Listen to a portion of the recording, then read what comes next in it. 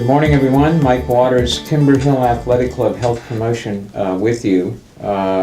This morning, I'm with Dr. Patrick Haggerty, a dentist here in Albany, Oregon, and we're going to talk about a kind of an interesting area in health that kind of gets confused. It's sport drinks, the era of sport drinks, and what it does on dental health. Good morning, Dr. Haggerty. Good morning, Mike. Good to be here. Thank you. So we're in this era of sport drinks within sport nutrition, and we get a lot of commercials, a lot of advertisement promoting these drinks that help people exercise and part of their health. And you and your colleagues are seeing different issues around this, these kind of drinks. Can you tell us about that? Absolutely. The sports drinks have a high level of sugars in them, carbohydrates, glucose quite commonly. And we will give you some examples. I've had kids in here, teenagers, who working out suddenly are picking up the Gatorade, adding it to their routine. And the most dangerous consumption of it is the continuous sipping. Just a little sip, set it down, little sip, set it down. And what that does is supplies the mouth, the bacteria of the mouth specifically, a continuous supply of glucose.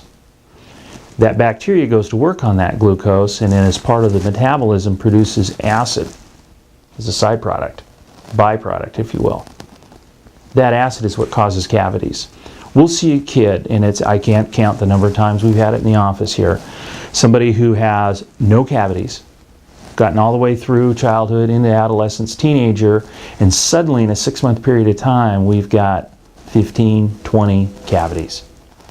And you step back and say, all right, what's going on? Certainly in the beginning of my career, started my training some 30 years ago, apple juice was always the one that was talked about. And then it was sodas. And sodas are still a problem. Don't want to say they've gone away. If anything, they're still at the same level. And the sports drinks have now passed them. So the total volume of cavities as a result of nutrition has gone up. We've added the sports drinks now as another column. So now we've got a child who's never had a cavity. The whole thing, look, ma, no cavities. All of the things we grow up with and understand to be good, no cavities. Now we've got an upset child, teenager, upset parents. How did this happen? And like I say, I can't count the number of times we've had the conclusion be sports drinks. Gatorade as the poster child. When you're doing the education with the patient and let's say the parent, do you find are they shocked? Are they disappointed? Because we get these ads showing, like Gatorade, and they show athletes performing well, and it's all under the banner of being healthy. Right. So what kind of response do you get? I mean, you get anger? Disbelief, anger. Oh, it's incredible. We've had a couple of moms. The anger is, well, it affects everyone in the office, and we'll leave it at that. And then you bring everybody down and you talk about the chemistry and what's involved. I'll leave it to you and your colleagues as to what nutrition is really necessary.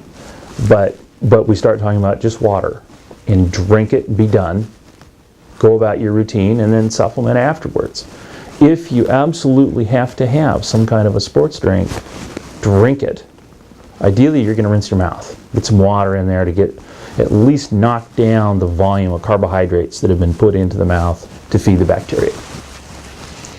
One of the things I run into with runners and maybe adult runners training for half marathons, is and this is I should have them call you, is in the biology of the supplement, the drink. They know the carbohydrate, like you talked about. It gets into the working muscles. But sometimes I've even had adults talk about, well, don't I need carbohydrate for my head? And that was, to me, that the question would come up, does that include the gums and the dental part as well? Do you ever get anything like that? Certainly, people will say, well, I have to have this for the carbohydrate to feed the brain, the muscles and such.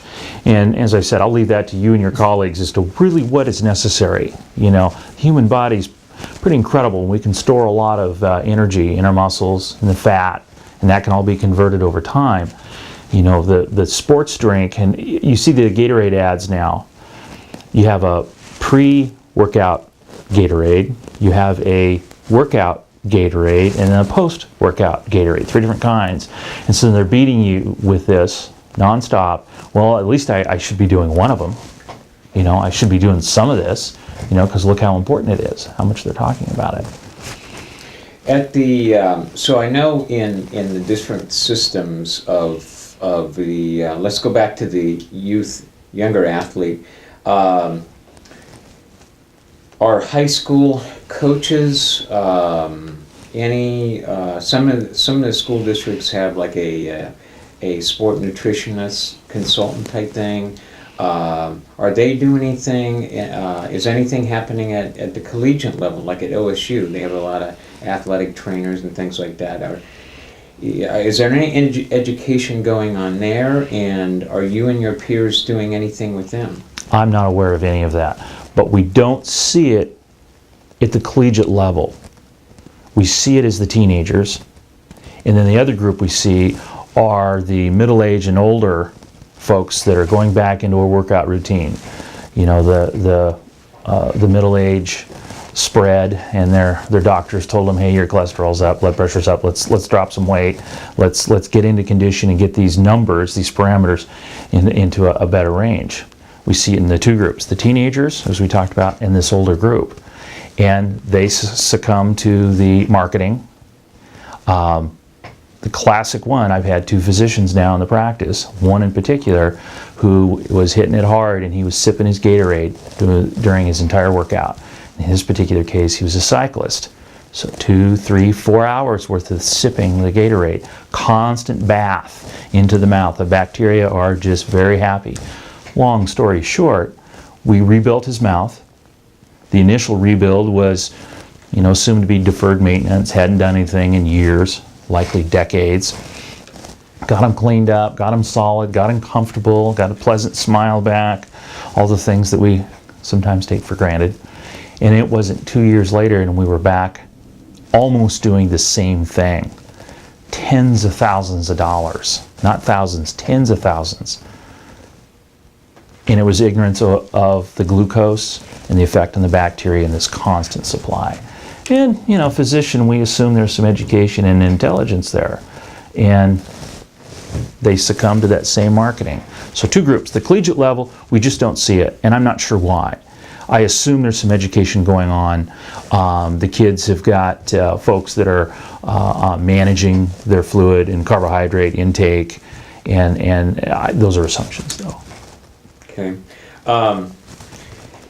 Another thing I wanted to ask you about is, okay, so from the diet side of the drinks, this is what I see, is Gatorade, Powerade, all the companies that make these sport drinks, they come out with a lighter drink. Okay, so Gatorade has one, and I've seen on the market Powerade has one, meaning it still has glucose in it, but it has less calories. Okay, my assumption would be if someone was using that with less carbohydrate in it, it would still have the similar effects, but would just take longer. You have still to, got sugar in it. right, sugar. The bacteria don't care. It can be organic and can be whatever. Less of it, the bacteria don't care. It's still there. I'm not aware of any studies comparing the old formulas to the light, L-I-T-E formulas, and I'm sure that's to come. But as you said so well, sugar is sugar is sugar. Okay. Now there are some that have no calories per se, no sugar. Okay, it's 0. Okay, which I find interesting because it's supposed to be a performance drink, but yet there's nothing in it. So, so we have a whole bunch of drinks there. We have vitamin water, soybean. We have all these drinks that have nothing in it, no sugar. But are there still some dental health issues even with those drinks? Not aware of any. Okay. The biggie is the glucose, Okay. the carbohydrate level, Okay. and allowing that to sit on the teeth, sit in the mouth for a prolonged period of time, sipping. That's the tough one. Okay. Classically, the teenager playing, to give you an example of sipping, the teenager playing the video games, and they got the can of Mountain Dew there. And so a little bit of drink as they have a break and they go, and that can lasts an hour. From a dental standpoint, you suck that can down immediately, drink the whole thing and be done, instead of this constant exposure over time. Okay. Allowing that bacteria to energize, produce the acid, produce the decay, oral disease. Interesting. Interesting. From a education standpoint, okay, you mentioned the adult ride, the cyclist taking it in, and I was thinking, is there when you're working with the patient, well, let's say everybody from the teenager to the adult, okay, and they're going to use these drinks. Is there anything they can do to rinse their mouth out, brush their teeth more? What do you educate? What can they do, or can they? So the decision first is, do I need this glucose-containing sports drink, Right. energy drink, Right. specifically? You have to answer that question. Does this really have any value to me? Certainly a long-distance bike ride, yeah, you got to have some calories. What about a banana in your jersey? What about that you carry with you? A granola bar, something that's more complex, something that is going to stay with you, maybe some protein. So the decision first is, do I really need the sports drink? Is there value in that? So let's say the answer is yes. You're drinking a lot of it at one go. And maybe a second water bottle that has water. Swish a little bit, swallow that down. But the first question is, do I really need that sports drink to be consumed over a long period of time? If it's yes, drink half of it, drink a big quantity of it, be done with it, and then use your water from there. Got it. So no magic. No magic. No magic. Calories is calories is calories. Carbohydrate is carbohydrate is carbohydrate. Okay. Be it that can of Mountain Dew playing the video game, the teenager, be it the water bottle full of glucose, full of Gatorade rather, that the older physician cycling trying to get into shape, it's the same thing. The bacteria don't care, they don't discriminate. Glucose is glucose. Sugar is sugar. When I see conferences in my area on from a health promotion conference to even a sport medicine type conference, and some of these questions come up from diabetes issues, things like that, and these drinks, okay? I never see anybody from your area there. You think that's going to change? Are you talking, you and your peers talking about, we need to be at these kind of conferences talking about this to the public? I think you're going to see dentistry in the mainstream in all areas of health, not just this, as healthcare reform comes in. There is certainly a much bigger understanding of the human body, and that the mouth is part of the human body. And so what happens there can affect the rest of the body and vice versa. Picking this one area, the sports drinks, absolutely. As it appears, we don't know yet with healthcare reform, it appears that the government's going to be involved more and more with dentistry. And as the government is more involved, dollars going out, there will be a move to limit that. And how can we limit that?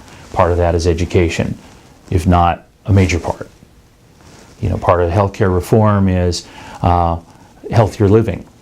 managing that weight so there isn't the diabetic, managing the weight so there isn't the hypertension, the heart attacks, the strokes, all of the things that go into healthcare reform. The major portion is going to be education. Education is an aspect of the sugar-containing sports drinks. Whether or not dentistry will be at one of these conferences, I think it's an awareness that needs to be there. But you're also going up against Madison Avenue. Right, right. It's a battle. And finally, if you could say one key message to the consumer from the youth parent that is going to buy this stuff for their kids, to the adult, endurance athlete, what's the one thing you would say right now if they're going to be watching this and pick up anything from this? Water is a wonderful thing. And is that really what you need, is the water? Do you need that glucose? Maybe you throw some Crystal Light in there if you want some flavor. Something that doesn't have the carbohydrate to it. To the parents, if it's not in the house, if you don't buy it, it can't be consumed. To the parent also, is this available in the schools? Is it in the pop machine? And that's certainly been controversial in the past, and my understanding is that most of that has been eliminated. However, is it available through the sports programs? Talk about it. Talk to the coach and say, are you going to pick up the dental bill? It's an honest question. Yeah. Dentistry many times is not cheap. Yeah. And then also to understand that this is a complex issue, and there are a lot of people with education and life experience that get caught with this. And I gave the two examples, the two physicians. Water is a wonderful thing. Do you really need the glucose? Very good. Thank you, Dr. Haggerty, for this. Thank you. And we appreciate it. Yeah, thank you.